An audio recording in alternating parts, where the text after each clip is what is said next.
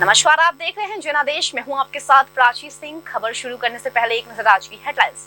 Headline के प्रायोजक है सुशीला चैरिटेबल ट्रस्ट, जहां लोक हित और विकलांग लोगों की सहायता करना ही है कर्म, जिसका एक ही नारा जनहित में योगदान कराना।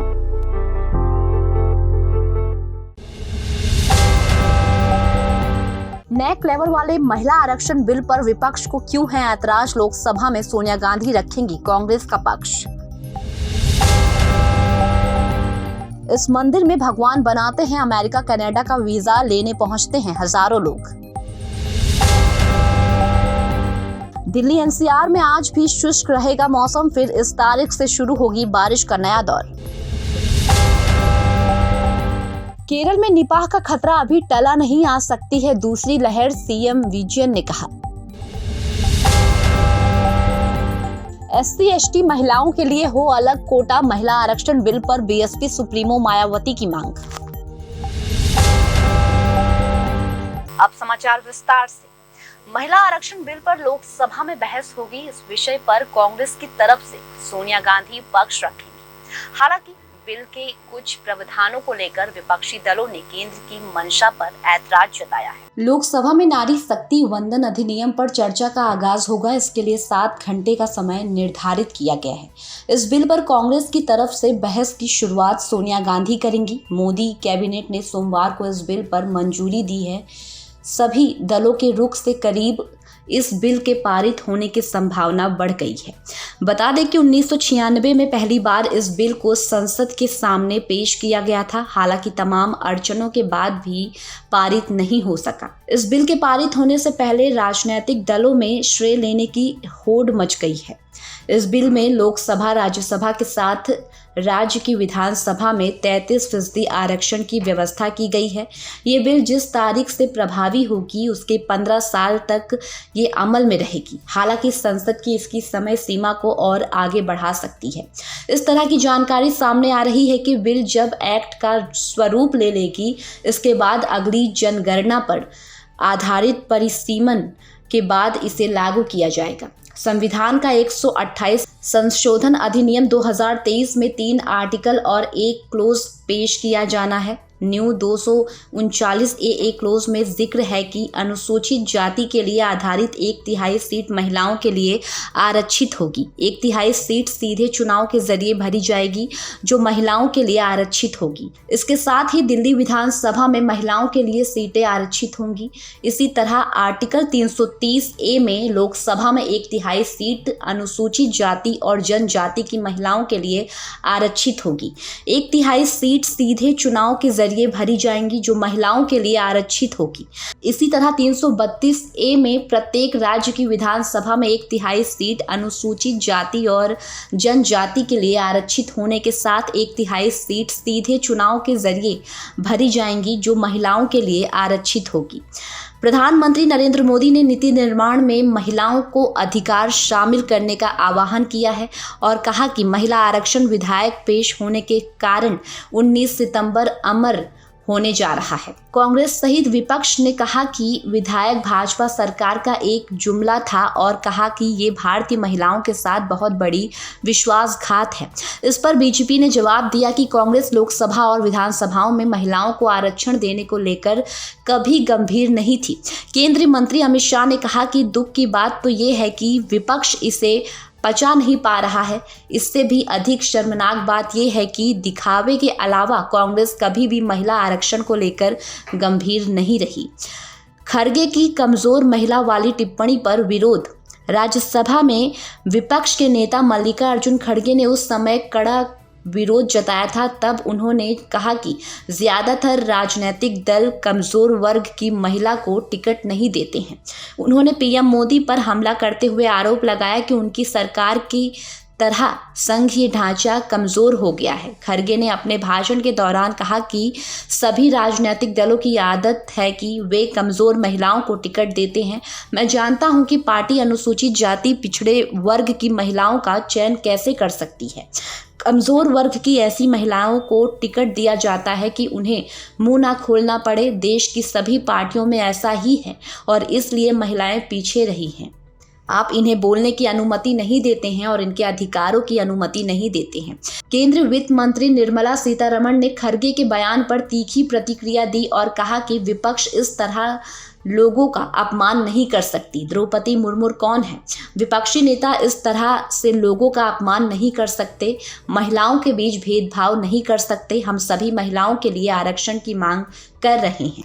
दक्षिण भारत में एक मंदिर है जहां भगवान के भक्त वीजा पाने की लालसा से जाते हैं। इस वजह से इस मंदिर को विदेश जाने का टिकट समझा जाता है और माना जाता है कि भगवान यहां आने वाले श्रद्धालुओं को आशीर्वाद के रूप में वीजा देते हैं। ज्यादातर लोग मंदिर और मठ जैसे धार्मिक और आध्यात्मिक स्थलों में दर्शन के साथ साथ अपनी मनोकामना पूरी होने की आस लेकर जाते हैं। भारत के कई मंदिर और पूजा व्रत अलग अलग मन्नतों और वरदानों की पूर्ति के लिए मशहूर है। कोई व्रत पति की लंबी उम्र के लिए रखी जाती है तो कोई बेटे के लिए। ऐसी चीजों से आज आपको देश के उस मंदिर के बारे में बताने जा रहे हैं जहां लोग अमेरिकी वीज़ा पाने की मन्नत को लेकर जाते हैं। भगवान से अरदास लगाते हैं कि यहां आने वाले श्रद्धालुओं का मानना है कि इस दर से कोई खाली हाथ नहीं जाता, जबकि मुराद पूरी होती है। बहुत से लोगों को अमेरिका का वीज़ा मिल चुका है। ऐसे आप भी चाहें तो यहाँ अपनी अर्जी लगा सकते हैं। यूके हो या अमेरिका हो या फिर कनाडा हो, किसी भी विदेश यात्रा के लिए तमाम तरह के पेपर वर्क पूरे करने होते हैं। इसके साथ साथ आपको इंतज़ार भी करना होता है, लेकिन कई बार 6 महीना लंबा इंतज़ार करने के बाद भी वीज़ा रिजेक्ट हो जाता है। उसके बाद ज़्यादातर लोगों के पास जो रास्ता बचता है वो ये है भगवान का मंदिर। आइए आपको देश के उस मंदिर का दर्शन करवाते हैं जिसे लेकर मान्यता है कि यहाँ जाने वाले आपका अमेरिका का 1HB वीज़ा फ़ौरन लग जाएगा। हैदराबाद में चिलकुर बालाजी का एक प्रसिद्ध मंदिर है। करीब 500 साल पुराना ऐतिहासिक मंदिर अनोखी वजह से चर्चा में रहता है। इस मंदिर की वीज़ा वाले मंदिर के तौर पर भी जाना जाता है। वो इसलिए क्योंकि मंदिर में लोग वीज़ा पाने की कामना लेकर जाते हैं। जिन लोगों को वीज़ा मिलने की दिक्कत होती है वो यहाँ जरूर आते हैं। पहले यहाँ केवल साउथ इंडिया के लोग आते थे, लेकिन इंटरनेट और सोशल मीडिया के इस ज़माने में अब देश भर के यहाँ अमेरिकी वीज़ा हासिल करने की मन्नत लेकर आते हैं। हालांकि कनाडा और यूके समेत अन्य यूरोपीय देशों का वीज़ा पाने की लालसा रखने वाले श्रद्धालु भी यहाँ माथा टेकने के लिए लाइन लगाकर खड़े होते हैं। मीडिया रिपोर्ट के मुताबिक वीज़ा लगाने की कामना लेकर यहाँ आने वाले फरियादी भगवान की 11 परिक्रमाएं करते हैं। परिक्रमा के दौरान वो अपनी अर्जी लगाते हुए अपनी मनोकामना बताते हैं। इसके बाद वो पूजा के दौरान अपने पासपोर्ट को भी भगवान के सामने रख देते हैं। अगर उनकी मनोकामनाएं पूरी हो जाती हैं तो श्रद्धालुओं को मंदिर लौटना पड़ता है और वहां आकर मंदिर की 108 परिक्रमाएं करनी पड़ती है। इस तरह वो भगवान को धन्यवाद देते हैं। इस वजह से मंदिर को वो वीज़ा बालाजी मंदिर के नाम से भी जाना जाता है। भारत में हैदराबाद के इस मंदिर के अलावा ऐसी कई मंदिर है जहां श्रद्धालु विदेश की वीज़ा लगवाने की अर्जी लेकर जाते हैं। दिल्ली एनसीआर में आज भी मौसम शुष्क रहने वाला है। इस दौरान लोगों के पसीने छुड़ाने वाली तेज गर्मी का सामना करना पड़ेगा। पिछले 2 दिन से छाए बादल और कई जगह पर रुक रुक कर हो रही बारिश से दिल्ली एनसीआर का मौसम अभी सुहाना बना हुआ है। मौसम विभाग का आकलन है कि अगले कुछ दिनों तक फिलहाल मौसम ऐसा ही बना रहेगा। इस दौरान कभी तेज धूप निकलेगी तो कभी ठंडी हवाओं के झोंके आएंगे। विभाग के मुताबिक दिल्ली एनसीआर में 21 सितंबर यानी गुरुवार को फिर से हल्की बारिश हो सकती है। मौसम विभाग के मुताबिक मंगलवार को दिल्ली एनसीआर का मौसम शुष्क रह सकता है। वैसे ही मौसम आज भी बने रहने का आसार है, यानी दिन में कभी कभार बादल तो दिखाई देंगे लेकिन बारिश नहीं होगी। इसकी वजह से चिलचिलाती हुई तेज धूप निकलेगी और उमस भरी गर्मी लोगों को परेशान करेगी। हालांकि इसके बाद मौसम फिर पलटी मारेगा। मौसम विज्ञान के अनुसार दिल्ली एनसीआर में 21 और 22 सितंबर को बारिश का अनुमान है। इस दौरान तापमान में भी 2 से 3 डिग्री सेल्सियस की गिरावट आ सकती है। हालांकि अगले दिन यानी 23 सितंबर से मौसम फिर शुष्क हो जाएगा और लोगों को तेज गर्मी सताएगी। मध्य प्रदेश की बात करें तो वहां पर तापमान में लगातार उतार चढ़ाव देखने को मिल रहा है। मौसम विज्ञानों का पुनर्नुमान है कि 2 से 3 दिन बाद फिर मानसूनी हवाओं का क्षेत्र विकसित हो रहा है। इसके साथ ही राज्य में बारिश का नया दौर शुरू हो सकता है। अनुमान है कि 22 से 23 सितंबर के आसपास भोपाल, ग्वालियर, चंबल, रीवा, इंदौर और उज्जैन में भारी बारिश हो सकती है। केरल के मुख्यमंत्री पिनराई विजयन ने मंगलवार को कहा कि कोझिकोड जिले में निपाह का प्रकोप नियंत्रण में है, लेकिन बीमारी का खतरा अब भी टला नहीं है। उन्होंने कहा कि फिलहाल निपाह प्रकोप की दूसरी लहर की आशंका से इनकार नहीं किया जा सकता। केरल के मुख्यमंत्री पिनराई विजयन ने मंगलवार को कहा कि कोझिकोड जिले में निपाह का प्रकोप नियंत्रण में है, लेकिन बीमारी का खतरा अभी भी टला नहीं है। उन्होंने कहा कि फिलहाल निपाह प्रकोप की दूसरी लहर की आशंका से इनकार नहीं किया जा सकता। मुख्यमंत्री ने समीक्षा बैठक के संवाददाता सम्मेलन में कहा, ये नहीं कहा जा सकता कि निपाह का खतरा पूरी तरह से टल गया है, लेकिन राहत की बात यह है कि ये बीमारी अधिक लोगों में नहीं फैली है। उन्होंने कहा, निपाह को लेकर समीक्षा बैठक आयोजित की गई है। स्वास्थ्य एक्सपर्ट की राय है कि दूसरी लहर की आशंका बहुत कम है, लेकिन इसे पूरी तरह से खारिज नहीं किया जा सकता। विजयन ने कहा कि राज्य का स्वास्थ्य मंत्री घातक वायरस के प्रसार को प्रभावी ढंग से रोक सकता है। उन्होंने कहा कि स्वास्थ्य मंत्री सावधानी से काम कर रहा है। वायरस का जल्दी पता चलने से खतरनाक स्थिति टल गई। मुख्यमंत्री ने कहा कि भारतीय आयुर्विज्ञान अनुसंधान परिषद भी इस बात का स्पष्ट जवाब नहीं दे सका कि कोझिकोड जिले में निपाह के मामले क्यों सामने आ रहे हैं। मुख्यमंत्री ने कहा कि 36 चमगादड़ों के नमूने परीक्षण के लिए भेजे गए हैं, लेकिन कोई वायरस नहीं मिला और आने वाले दिनों में और नमूने एकत्र किए जाएंगे।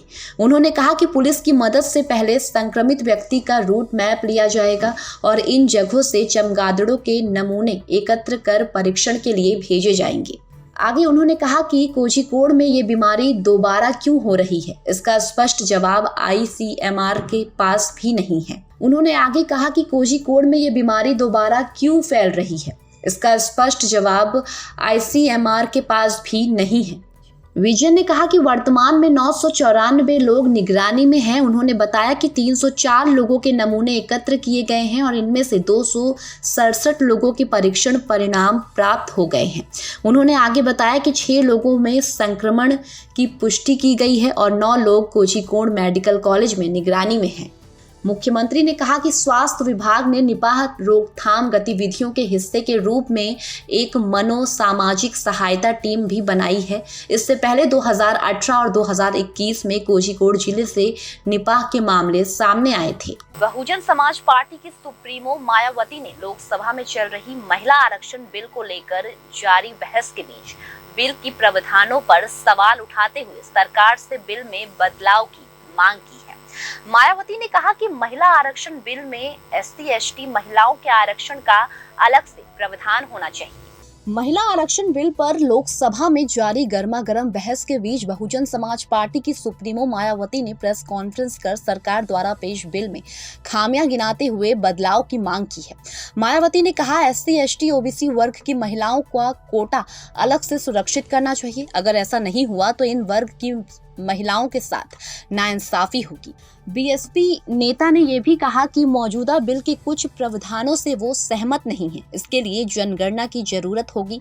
अन्य चीजें पूरी करने में काफी वक्त लग जाएगा। ऐसे में देश की महिलाओं को इस बिल का लाभ मिलने में अभी 15 से 16 साल का वक्त लग जाएगा। ऐसे में सरकार को कुछ ऐसे प्रावधान करने चाहिए जिससे महिलाओं की जल्द से जल्द इसका लाभ मिले। इसके संशोधन विधेयक को लेकर सरकार की मंशा साफ नहीं है। ऐसे में सरकार को संसद में SC/ST महिलाओं के आरक्षण के लिए अलग से इंतजाम करना चाहिए। मायावती ने प्रेस कॉन्फ्रेंस में यह भी कहा कि पहले SC/ST और सभी OBC आरक्षण के साथ खिलवाड़ हो रहा है। उम्मीद है कि इस बारे में महिला आरक्षण बिल पास होगा। SC/ST OBC वर्ग की महिलाओं का कोटा अलग से सुरक्षित करना चाहिए। अगर ऐसा नहीं हुआ तो इन वर्गों के साथ नाइंसाफी होगी। महिला आरक्षण बिल का नाम है 128वां संविधान संशोधन विधेयक 2023। प्रधानमंत्री नरेंद्र मोदी ने इसे नारी शक्ति वंदन विधेयक नाम दिया है। लोकसभा और दिल्ली समेत सभी राज्य की विधानसभाओं में 1/3 सीटें महिलाओं के लिए आरक्षित होगी। यानी जैसे कि लोकसभा में 543 सीट हैं तो इसमें 100 181 सीट महिलाओं के आरक्षित होंगी, यानी इन 181 सीट पर सिर्फ महिलाएं ही उम्मीदवार होंगी। SC/ST के लिए कोटा के अंदर ही कोटा होगा, यानी कि SC के लिए 84 सीट जो पहले से रिजर्व है उसमें 33% महिलाओं के लिए आरक्षित होगी, जबकि ST वर्ग के लिए जो 47 सीट पहले से आरक्षित है इसमें 33% सीट अब महिलाओं के लिए आरक्षित होगी। बिल पहले लोकसभा से पास होगा, फिर राज्यसभा से पास होना पड़ेगा, फिर राष्ट्रपति की मंजूरी दी जाएगी, फिर ये भारत के गजट में छपेगा।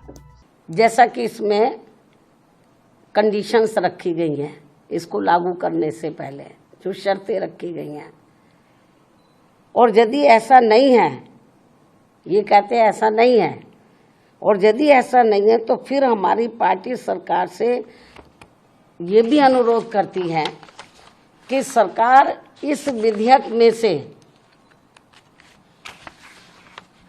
या तो इन दोनों प्रावधानों को निकाले या फिर कुछ ऐसे उपाय तलाशे जिससे इस विधेयक के तहत महिलाओं को जल्दी आरक्षण का लाभ मिल जाए। इसके साथ साथ यहाँ मैं इस बात की भी केंद्र सरकार से पुनः ये अपील करती हूँ कि 33% महिलाओं के आरक्षण के अंतर्गत SC/ST को जो आरक्षण दिया जाए तो उसे वर्तमान में लागू आरक्षण के अतिरिक्त दिया जाए, यानी कि जो पहले से इनको SC/ST को जो आरक्षण मिल रहा है तो जो इनको 33% SC/ST की महिलाओं को जो आरक्षण देना है, तो अभी तक क्या इसमें व्यवस्था है कि जो पहले से इनको SC/ST को मिल रहा है तो उसमें से 33% इनको दिया जाए महिलाओं को, और उसको 33% में जो अब लाया जा रहा है, इंक्लूड किया जा रहा है, इससे हमारी पार्टी सहमत नहीं है, बल्कि इनको ये आरक्षण अलग से दिया जाना चाहिए, 33% में दिया जाना चाहिए। इसके साथ ही देश की OBC वर्गों की महिलाओं का भी इस महिला आरक्षण विधेयक में अलग से आरक्षण का कोटा सुनिश्चित किया जाना चाहिए। जो सामान्य वर्गों की महिलाओं की तुलना में ये अभी भी काफी पिछड़ी हुई है, और यदि इन सभी वर्गों की महिलाओं के आरक्षण के मामले में, यानी कि SC/ST और OBC की महिलाओं के आरक्षण के मामले में मेरी इस अपील पर सरकार अमल नहीं करती है, तो भी हमारी पार्टी इस बिल का इस खास बात को ध्यान में रखकर समर्थन करती है कि देश में पुरुषों की तुलना में सर्व समाज की महिलाएं अभी भी काफी पिछड़ी हुई हैं। फिलहाल खबरों में सिर्फ इतना ही। आगे खबरों में बने रहने के लिए देखते रहिए जनादेश।